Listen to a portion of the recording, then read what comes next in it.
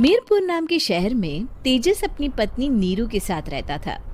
पति पत्नी दोनों ही नौकरी करते थे। एक दिन तेजस गांव अपनी माँ के पास फोन करता है। हेलो, प्रणाम माँ। जीते रहो माँ, दादी बनने वाली हो। अरे वाह, ठीक है बेटा, मैं कल ही आती हूँ। जब माँ जी शहर पहुंची तो बेटे बहू ने बहुत अच्छे से स्वागत किया। लीजिए माँ जी, चाय। अरे गर्मा गर्म पकोड़े ले आओ माँ के लिए। नीरू रसोई में गई और 2 मिनट में ही पकोड़े ले आई। जी ये लीजिए।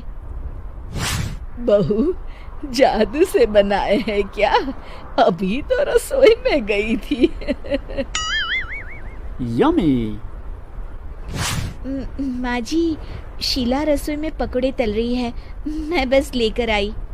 हे भगवान, मेरा धर्म भ्रष्ट कर दिया तूने। अब तो गंगा जल से शुद्धिकरण करना होगा। दूसरे दिन, माँ जी मैंने नाश्ता बना दिया है, ऑफिस जा रही हूँ। पर अभी तो घर का सारा काम पड़ा है। शीला आती ही होगी, झाड़ू पोछा बर्तन कपड़े वो सब कर लेगी। हमारे जमाने में घर का सारा काम हम ही करते थे। जी माँ जी, आप बहुत होशियार हैं, मैं घर ऑफिस दोनों नहीं संभाल पाती। तो जरूरत क्या है घर से बाहर जाकर चाकरी करने की?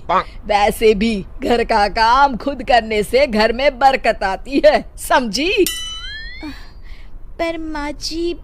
पर वर कुछ नहीं, इस महीने की पगार मिले फिर ऑफिस बंद है। हाँ। रात को नीरू तेजस से कहती है, सुनिए जी, माँ जी बोल रही थी कि मैं नौकरी छोड़ दूं।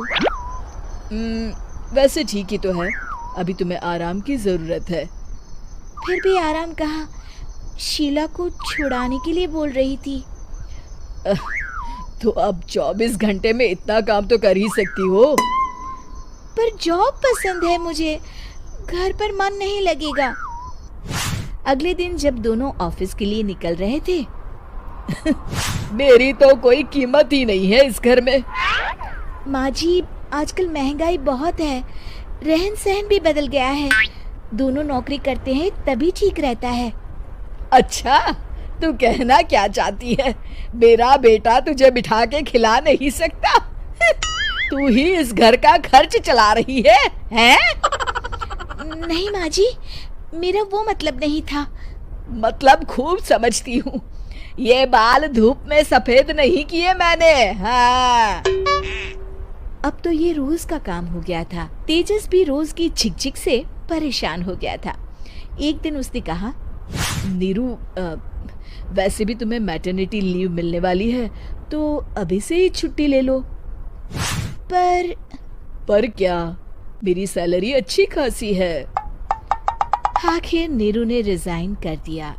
जब बच्चा हुआ तो घर में सब बहुत खुश हुए। कुछ दिनों बाद तेजस फाइल देख रहा था। क्या हुआ तेजस, कुछ परेशान लग रहे हो? हाँ, वो हमारी जितनी सेविंग्स थी वो तो हॉस्पिटल में और छठी के फंक्शन में खत्म हो गई है नीरू।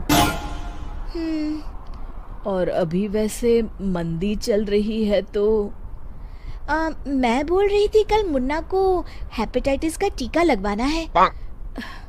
नीरू, क्या पोस्टपोन नहीं कर सकते?